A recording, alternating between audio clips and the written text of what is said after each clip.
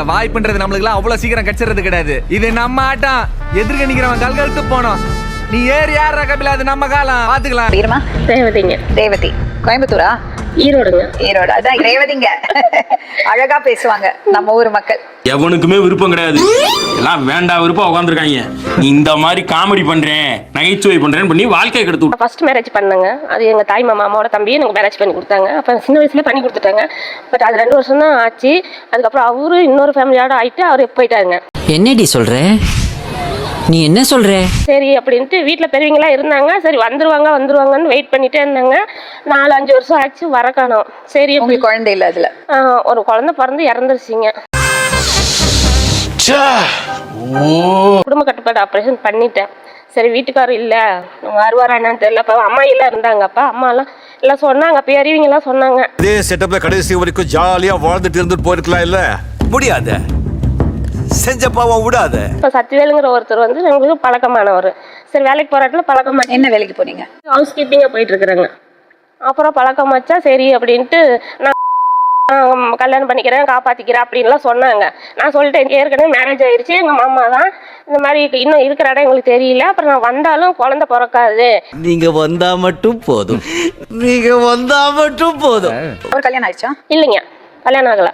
அப்படியே போயிட்டு இருந்துச்சுங்க. போயிட்டு இருக்கும் போது சரின்ட்டு அப்புறம் எனக்கு கொஞ்சம் ஏக்கமா இருந்துச்சு, குழந்தைங்க இல்ல அப்படின்னு. கல்யாணம் பண்ணிட்டீங்க அவரை? பண்ணிட்டேங்க. வீட்டுல பெரியவங்களோட சம்மதத்தோடயா? அது அனாவசியம். அவங்க சைடு ஓகே சொன்னாங்க, எங்க சைடு ஓகே சொல்லல. கோவில்ல போய் கல்யாணம் பண்ணீங்க? ஆமாங்க. குழந்தை சரி ஒருத்தவங்கனால வளர்த்த முடியல சொல்லி கிடைச்சிச்சு. எடுத்து பெண் பொண்ணு. அவங்க எங்களோட நிலம மோசம். சரி, நான் அவங்க பேரண்ட்ஸ் கிடையாது, தாத்தா பாட்டி ரொம்ப கிரிட்டிக்கலான கண்டிஷன்ல எங்க கிட்ட கிடைச்சிச்சு. நாங்க அதை வெளியே அது எப்படி கிடைக்கும்? இல்ல, அப்ப இருக்கிற நிலைமைக்கு கொடுத்தாங்க. என்ன வயசுல கொடுத்தாங்க? ஒரு 8 மாசம் 9 மாசம் இருக்குங்க. அப்படி எடுக்க கூடாதுமா, அதே தவறு. சரின்ட்டு அப்புறம் பொண்ணு ஏஜ் அட்டன் பண்ணதுக்கு அப்புறம் என்னை கழட்டி விட ஆரம்பிச்சிட்டாங்க. பொண்ணு பெரிய மனுஷி ஆயிடுச்சு, செலவு பண்ணணும். நான் பொண்ணை கூட்டிகிட்டு எங்கள் அம்மா வீட்டுக்கு வந்துட்டுங்க. அம்மா வீட்டில் சேர்த்து அப்புறம் என்ன பண்ணுறது அப்படின்னு சொல்லிட்டு அம்மா கொஞ்சம் சப்போர்ட் பண்ணுங்க, தம்பிங்க இருக்காங்க, சப்போர்ட் பண்ணிட்டு இருந்தாங்க. அந்த அட்ரஸ் தான் கொடுத்துருக்குதுங்க. அதாவது அது சம்மந்தமாக படிப்புக்கு இந்த மாதிரி எல்லாம் கேட்குறாங்க, பிடிக்கிறாங்க, இது பண்ணி விடுங்கன்னு சொல்லி எதாவது போய் கேட்டோம்னா ஃபோனை சுவிட்ச் ஆஃப் பண்ணி வச்சுக்கிறது. சரி, பண்ணி தர வர அப்படின்னு சொல்றது, வர்றதில்ல. ஓடிபி சொல்றதில்ல, ஃபோன் சுவிட்ச் ஆஃப் பண்ணி வச்சுக்கிறது, ஆள் தேடி போனாலும் வீட்டில் இருக்கிறது இல்லைங்க. இதனாலன்னா இப்போ எங்கள் பொண்ணு படிப்பு பாதியில் நின்று படிச்சுட்டு இருக்குதுங்க. காலேஜ் படிச்சுட்டு இருக்குது. என்ன படிக்கிறா? படிப்பு கரெக்டாக சொல்லி சொல்லல, இங்கே சமாளி தாண்டி விசாரிச்சப்போ ஊருக்குள்ள இருக்காங்க சொன்னாங்க. இன்னொரு பொண்ணு கூட அவன் இருக்கா. அந்த பொண்ணுக்கு ஒரு பையன் ஒரு பொண்ணு. அவங்களுக்கு இப்ப ரீசனா கல்யாணம் பண்ணி வச்சிருக்காங்க. நல்ல குடும்பம். அவங்கள குடி எடுத்து வாடகை வச்சுக்கிறாங்க. அப்ப அவங்களுக்கு செலவு பண்றதுக்கு எல்லாம் இருக்குது. அப்ப எங்களுக்கு எதுவும் பண்ண முடியல. இதுதான் உங்க பிரச்சனை. இந்த மாதிரியா நான் சுத்தி வளைச்சு பேச விரும்பல. உங்க வீட்டுக்காரர் வந்திருக்காரா? வந்திருக்கிறாருங்க. உங்களுக்கு என்ன வேணும்? நான் என்ன கேட்கணும் அவர்கிட்ட? இதுக்கு எங்க பொண்ணு தான் இந்த மாதிரி கூட்டு பேசணும், என்ன சொல்லுவானுங்கிறது. அப்படியா? பொண்ணு வர சொல்லுங்க. பொண்ணு வர சொல்லலாம். ஆமா, அதுக்கு தானே மச்சான். பொண்ணு வர சொல்லுங்க.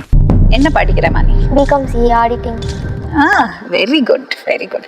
12th எவ்வளவு மார்க் வாங்கின? 440 மார்க். Very good. ஆசம். அப்பா தான் அம்மா வந்து சந்தேகப்பட்டுட்டு ஃபோனை செக் பண்ணுறது, எங்கே போகிற எங்கே வர, வேலைக்கு போனால் இது என்ன பண்ணுற. அவர் வீட்டுக்கு சரியாக காசு தராமல் இருந்தார். வாடகை வீட்டில் தான் இருந்தோம். கொடுமுடி இல்லை, அப்பாவோட சொந்த ஊர் கொடுமுடி. எங்கள் வாடகை வீட்டில் தான் இருந்தோம். அப்பா வாடகை சரியாக கொடுக்காம, வீட்டுக்கு சரியாக பண்ணாமல் பார்ப்பாரு. ஆனால் முழுசாக எதுவும் கொடுக்காம குடிச்சிட்டு அந்த மாதிரிலாம் பண்ணிட்டு இருந்தார். பார்த்து கடைசியில் கொஞ்ச நாள் விசித்திரமா இருந்துச்சு, கொஞ்ச நாள் ஆச்சரியமா இருந்துச்சு, கொஞ்ச நாள் பைத்தியம் முடிச்சிச்சு. இப்போ வந்து சீன் ஆயிடுச்சு. அம்மாக்கும் அப்பாவுக்கும் சண்டை வந்து அம்மா வந்து பாட்டி வீட்டுக்கு ஈரோடு வந்துட்டாங்க. நீங்க? நான் அப்பா கூட தான் இருந்தேன். நம்மளும் போயிட்டோம்னா அம்மா திரும்ப வர மாட்டாங்க, அப்படியே பிரிஞ்சிருவோம் அப்படின்ட்டு நான் அப்பா கூட 1 மாசம் இருந்தேன். ஐயோ அந்த பொண்ணுக்கு என்னாச்சுன்னு தெரியல. எப்போ உங்களுக்கு தெரிய வந்து நீங்க அடாப்டட்னு? அது அப்பா கிட்ட இருந்து இங்க அம்மா கிட்ட வந்ததுக்கு அப்புறம் தான். அதுக்கப்புறம் தான். சரி, அப்பா கூட இருந்தப்ப எப்படி இருந்தது உங்க வாழ்க்கை? நல்லா பாத்துக்கிட்டாரா? 1 மாசம் நல்லா தான் இருந்தோம்.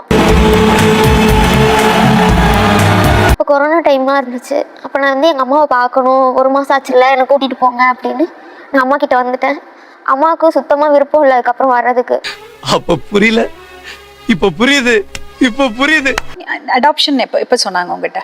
Adapted child. அதுக்கப்புறம் ஒரு 2 வருஷம் கழிச்சு தான் அம்மா சொன்னாங்க. பாட்டி, அம்மாவோட பாட்டி இறந்ததுக்கப்புறம். எப்படி சொல்கிறது, நான் அவ்வளோ நம்பினேன். அவங்கள நம்பி தான் அம்மாவும் அப்பாவும் பிரிஞ்சிடக்கூடாது, ஒன்றா இருக்கணும் அப்படின்னு நாங்கள் இருந்தேன் 1 மாதம். கன்ஃபியூஸ்ட் ஆயிருப்பா இல்லை? இது என்னதுன்னு தெரிஞ்சிருக்காது. அதுதான் தேவை எனக்கு. அதுக்காக நீங்க அழுவ கூடாது. அதெல்லாம் ஒண்ணும் இல்ல இல்ல நீங்க அழுவுறீங்க. இல்ல சார். இல்ல கண்ணு கலங்குது. அழுவல சார். இல்ல வந்துடுச்சு. சாரி. நீ என்னம்மா நினைக்கிற? அவங்க இப்போ வரைக்கும் உண்மையை ஒத்துக்க மாட்டுறாங்க மேம். அவங்க கூட அந்த ஃபேமிலியோட தான் இருக்காங்க.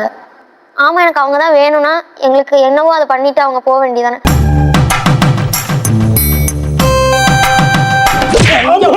சக்திவேல்,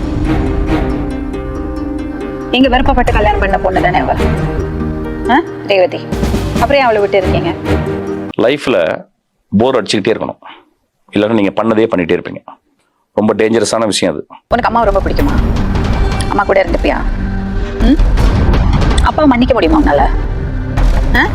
இப்ப அப்புறம் அவங்க 2 பேரும் ஒண்ணா வாழணும்னு நினைக்கிறேன். தெரியல. இனி நமக்கு அந்த லைஃப் வேண்டாங்க. இப்போ உங்களுக்கு என்ன வேணும் அவர்கிட்ட? டைவர்ஸ் வேணுங்க. அப்புறம் ரேஷன் கார்டுல இருந்து பேர் நீக்கி தரணும். சந்தோஷம் இல்ல? விட்டு போனா போறேன்னு ஆயிடுச்சு. என் மனசுல உள்ள பாரமே குறைஞ்சிருச்சு. சரி, என்ன சொல்லணும்னு நினைக்கிறீங்க அவங்கள்ட்ட? இன்னும் ஒழுங்கா இருந்துக்கிறேன், நீங்க சொல்றபடி கேட்டு இருந்துக்கிறேன். நீங்க ஈரோடு டவுனுக்கே வரணும், அங்கேயே கூட இருந்துக்கிறேன். அங்கே இருந்துட்டு வேலைக்கு போயிட்டு பாத்துக்கிறேன், பாப்பாவையும் பாத்துக்கிறேன், ஒன்றையும் பாத்துக்கிறேன். எப்படி நம்புவேன்? என்னால நம்ப முடியுது. இப்ப நீங்க யாரு கூடயும் இருக்கீங்களே, அவங்க என்ன பண்ணுவாங்க? அவங்க அப்பா வீட்டுல அங்கேயும் வீடு இருக்கு, அங்க போய்க்குவாங்க அவங்க. இப்படிதான் எங்களையும் விட்டுட்டு வந்த மாதிரி நீங்க அவங்களையும் விட்டுட்டு வர வேணாம். நீங்க அவங்க கூட சந்தோஷமா இருங்க. எங்களுக்கு தேவையானதை எங்களுக்கு கொடுத்துருங்க போதும். உனக்கு என்னம்மா வேணும்? எங்க அம்மாவுக்கு டைவர்ஸ் கொடுத்துட்டோம். ரேஷன் கார்டுல இருந்து பேர் நீக்குதல். ஓ அப்படியா விஷயம்? ஒரு நிமிஷம். டிவோர்ஸ் கேக்குறாங்க. அதை கேட்டாலும் அதுக்கு நான் செலவு பண்ண முடியாது, நீ பண்ணிக்கோ. டிவோர்ஸ் கொடுக்கணும் அவங்களுக்கு. அப்புறம் அவங்க ரேஷன் கார்டுல இருந்து அவங்களோட பேரை மாத்தணும். பண்ணுவீங்களா? என்ன பயந்துட்டியா? பயமா? பயந்துட்டா.